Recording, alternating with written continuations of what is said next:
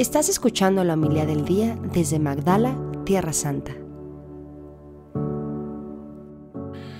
En aquel tiempo, el Espíritu impulsó a Jesús a retirarse al desierto, donde permaneció 40 días y fue tentado por Satanás. Vivió allí entre animales salvajes y los ángeles le servían. Después de que arrestaron a Juan el Bautista, Jesús se fue a Galilea para predicar el reino de Dios y decía: «Se ha cumplido el tiempo y el reino de Dios ya está cerca.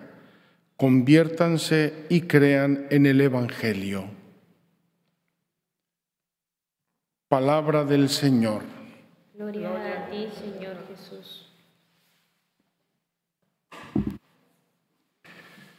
Muy queridos hermanos, la liturgia de este primer domingo de Cuaresma, que nos recuerda el Evangelio de las tentaciones que Jesús sufrió en el desierto, es, si me permiten, una historia de la salvación microscópica.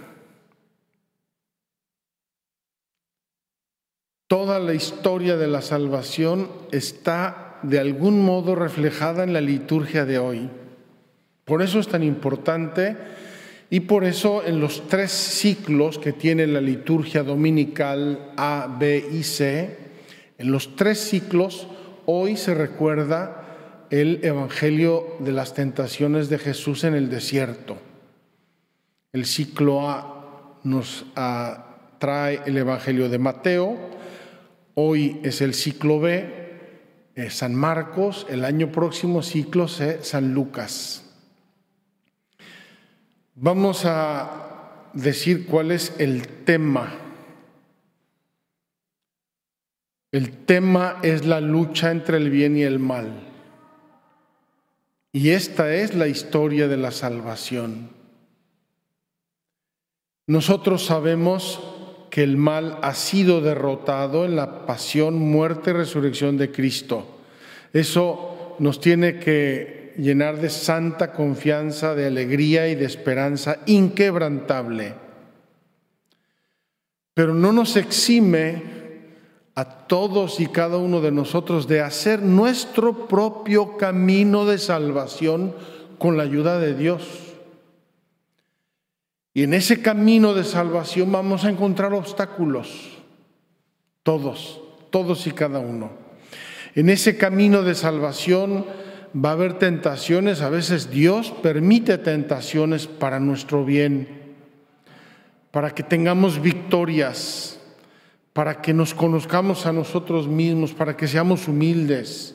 Para 1000 cosas Dios puede permitir que en el camino personal, íntimo de salvación, cada uno de nosotros tenga sus luchas. Y el mismo Jesús tuvo sus luchas. Quiero retomar la primera frase del Evangelio de hoy, que es una historia de la creación en síntesis. En aquel tiempo, el Espíritu impulsó a Jesús a retirarse al desierto, donde permaneció 40 días. Estos 40 días tienen también un sentido simbólico, una plenitud de tiempo.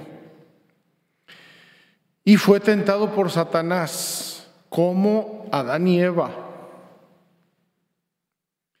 Vivió allí entre animales salvajes, como vivían Adán y Eva en el Génesis, con toda la creación a su servicio.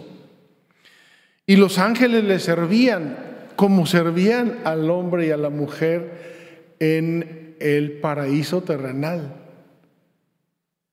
Es una historia del Génesis en síntesis. Dije al inicio microscópico, a lo mejor debí decir miniatura. Si no, necesitamos un microscopio, en miniatura, en chiquito. Entonces, queridos hermanos, la historia de la salvación, repito, es la historia de la lucha entre el bien y el mal.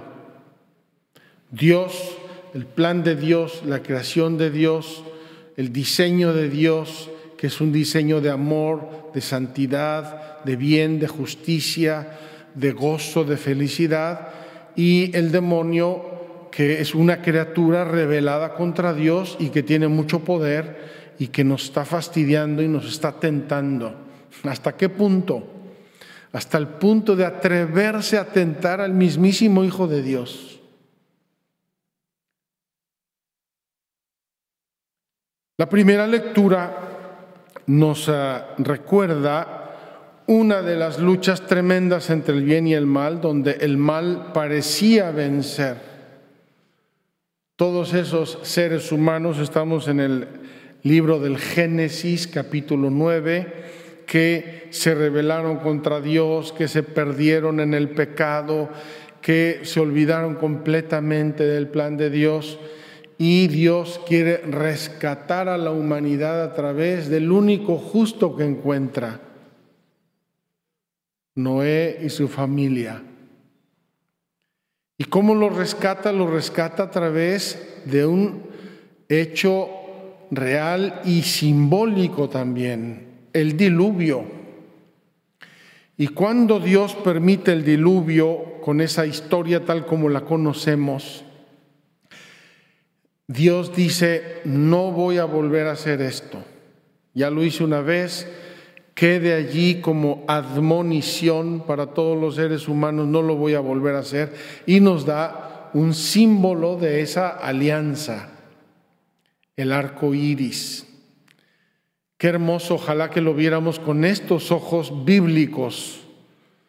El arco iris, ese arco que aparece y desaparece en el cielo, bellísimo, tan significativo, y que es un símbolo de la alianza de Dios, del compromiso de Dios de no volver a destruir a la humanidad. Él va a buscar otros caminos, pero no esa destrucción que permitió con el diluvio.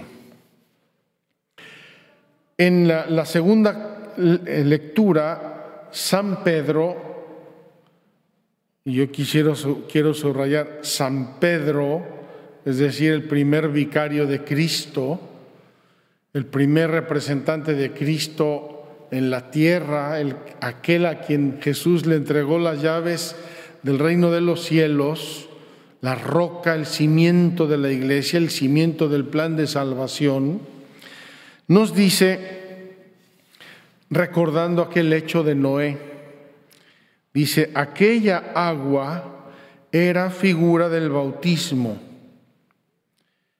que ahora los salva a ustedes y que no consiste en quitar la inmundicia corporal. En aquel tiempo el bautismo era una inmersión en un río, en un lago, en un sitio. Recordemos el bautismo de Jesús en el Jordán y el bautismo que Juan practicaba en el Jordán y que después Felipe hizo con el eunuco en una laguna que se encontraron. No consiste en quitar una inmundicia corporal. No me estoy lavando, no me estoy duchando con el bautismo, sino en el compromiso de vivir con una buena conciencia ante Dios. Por la resurrección de Cristo Jesús, Señor nuestro, que subió al cielo y está a la derecha de Dios, a quien están sometidos los ángeles, las potestades y las virtudes. Fíjense la belleza de lo que está diciendo aquí San Pedro.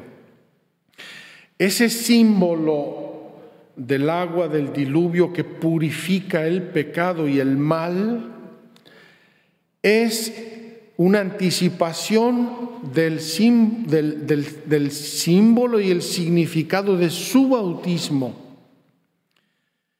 Y dice San Pedro, aquella agua figura del bautismo que ahora los salva a ustedes. Ese bautismo que tengo dentro de mi corazón y que actúa como mi poder, mi aliado en la lucha contra el mal.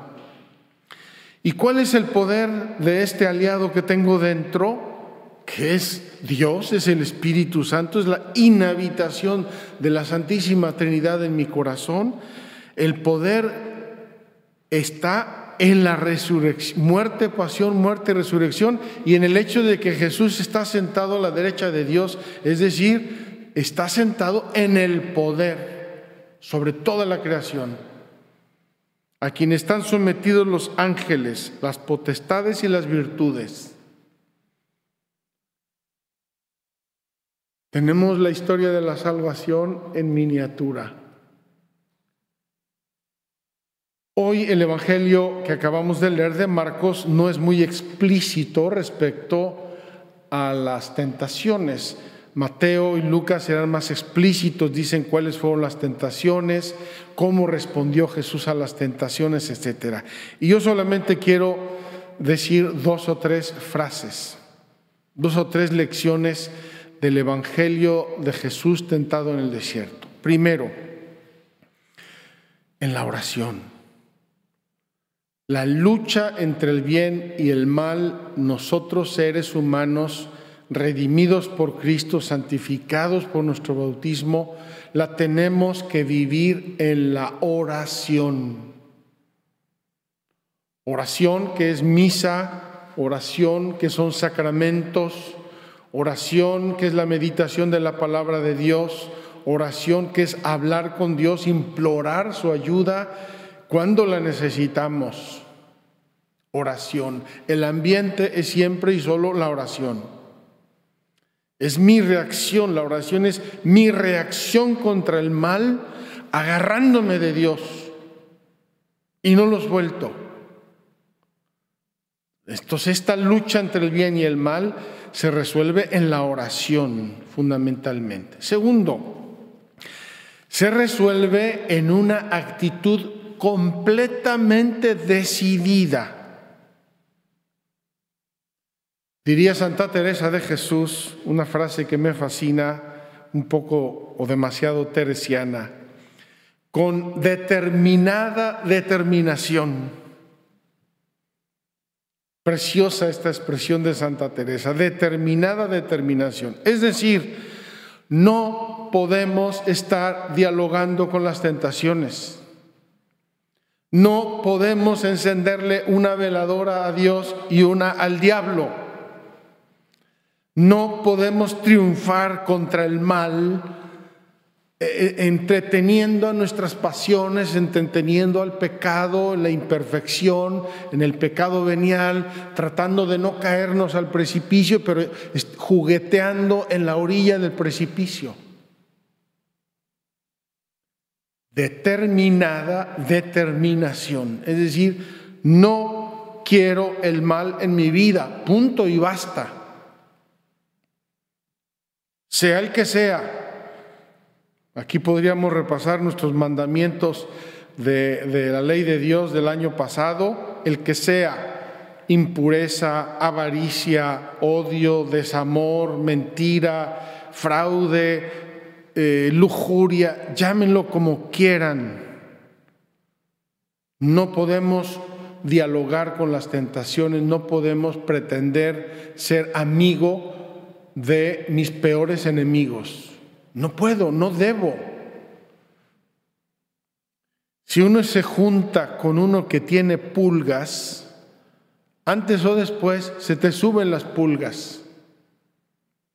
Si yo me junto con el pecado o con pecadores descarados, antes o después se me va a pegar la mente, los hechos, los malos ejemplos se me pegan.